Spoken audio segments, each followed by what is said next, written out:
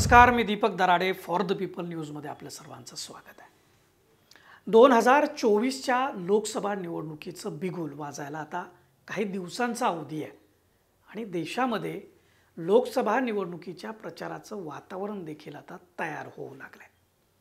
प्रभू श्रीरामाचं अयोध्येमध्ये मंदिर निर्माण जे सुरू आहे ते आता अंतिम टप्प्यात आहे आणि मंदिर पूर्ण होण्याआधीच भाजपानं श्रीरामाच्या मूर्तीची प्रतिष्ठापना करण्याचा कार्यक्रम देशाचा कार्यक्रम केल्यावरून टीका देखील विरोधकांकडून सुरू आहे। तर राहुल गांधी यांनीही भारत जोडो यात्रेनंतर आता भारत न्याय यात्रेची घोषणा केलेली आहे। भारतीय जनता पार्टी प्रणित राष्ट्रीय लोकशाही आघाडी अर्थात NDA आणि काँग्रेस प्रणित इंडिया आघाडी यांच्यामध्ये प्रचाराचं वॉर सुरू झालेलं आहे। निमित्त 2024 मध्ये होणारी लोकसभा निवडणूक, त्यामध्ये आपल्या देशाचा पंतप्रधान कोण होणार हे ठरणार आहे आणि त्यासाठी 272 ची मॅजिक फिगर कोण गाठणार हे त्यावेळी ठरेल। बहुमतासाठी लागणाऱ्या या मॅजिक फिगरनंच महाराष्ट्राचं महत्त्व वाढवलंय। लोकसभेच्या दृष्टिकोनातून महत्त्वाचं राज्य असलेल्या महाराष्ट्रात आतापर्यंत झालेल्या लोकसभा निवडणुकांचे निकाल कसे लागलेत, कोण खासदार झाले या अनुषंगानं आढावा घेणारी मालिका फॉर द पीपल न्यूज सुरू करतोय। या मालिकेतील व्हिडिओ पाहण्यासाठी आपण आमच्या चॅनलला आत्ताच सबस्क्राइब करा, फॉलो करा आणि लाईक करा। सर्वात आधी आपण हे जाणून घेऊ की महाराष्ट्राला लोकसभा निवडणुकीच्या दृष्टिकोनातून इतकं महत्त्व का प्राप्त झालंय। तर ज्यावेळी आपण लोकसभा निवडणूक म्हणून देशाचा विचार करतो त्यावेळी हे लक्षात येतं की महाराष्ट्र हे उत्तर प्रदेश पाठोपाठ सर्वाधिक लोकसभेच्या जागा असलेलं राज्य आहे। उत्तर प्रदेशामध्ये 80 तर महाराष्ट्रामध्ये 48 लोकसभेच्या जागा आहेत आणि 2014 व 2019च्या तुलनेमध्ये विरोधक अधिक आत्मविश्वासाने एकत्र येताना दिसत आहेत। भाजपासमोर अर्थात नरेंद्र मोदी यांच्यासमोर आव्हान निर्माण करण्याचा त्यांचा प्रयत्न दिसतोय, परंतु हे आव्हान किती तगडं असेल हे आत्ताच आपल्याला सांगता येणार नाही। नुकत्याच राजस्थान, मध्य प्रदेश, छत्तीसगड, तेलंगणा आणि मिझोराम या राज्यामध्ये ज्या विधानसभेच्या निवडणुका झाल्या आणि तिथं जे वातावरण होतं ते विरोधकांना चांगलं होतं आणि असं असताना देखील त्यावर स्वार होणं हे विरोधकांना जमलं नाही। उलट भाजपानं विरोधी सूर असताना देखील मोठं यश त्या ठिकाणी संपादित केलं। आता महाराष्ट्राची परिस्थिती पाहिली तर गेल्या 5 वर्षामध्ये इथल्या राजकारणाचा आणि राजकीय विश्वासार्हतेचा पार बोऱ्या वाजलेला आहे।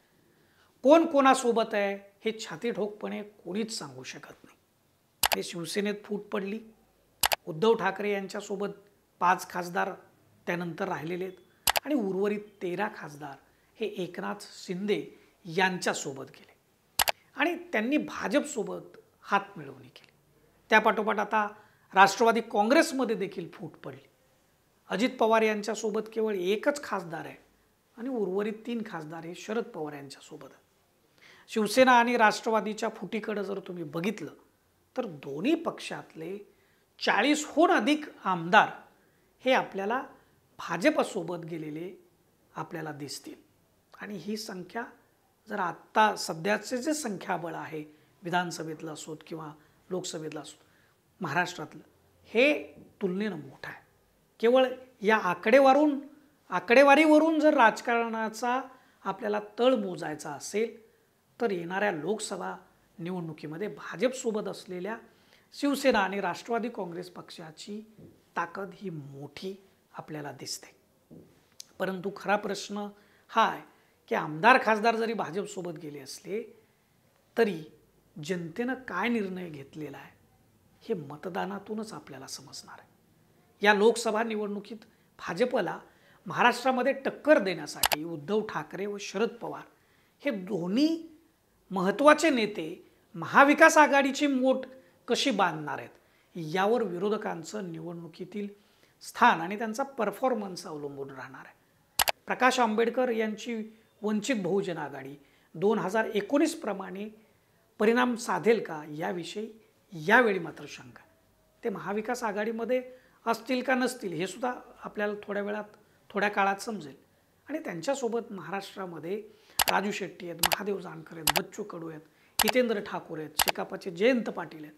ही सगळी मंडळी कसं काम करतील हे सुद्धा महत्त्वाचं ठरणार आहे. महाराष्ट्रामध्ये 2019च्या आकडेवारीनुसार भारतीय जनता पार्टीचं म्हणजे तोच पक्ष क्रमांक 1चा पक्ष आहे. 288 पैकी 106 आमदार त्यांचे एकट्याचे आहेत. शिवाय खासदारांची संख्या त्यांची 23 आहे 48 पैकी. ते 25च जागेवरती लढले होते. आणि शिवसेना व राष्ट्रवादी काँग्रेस या दोन्ही पक्षातील बहुतांश आमदार आता भाजपनं सोबत घेतलेत. परंतु हे सर्व झालं तेव्हापासून ते आत्तापर्यंत दोन्ही पक्षातील फूट आपण पाडली नसल्याचं भाजपनं ठामपणे सांगितलं. आता जनतेला भाजपचा हा दावा कितपत खरा वाटेल हे देखील आपल्याला मतदानातूनच कळणार आहे. असो तर देशात पहिली निवडणूक जी झाली होती ती 1951 ते 52मध्ये.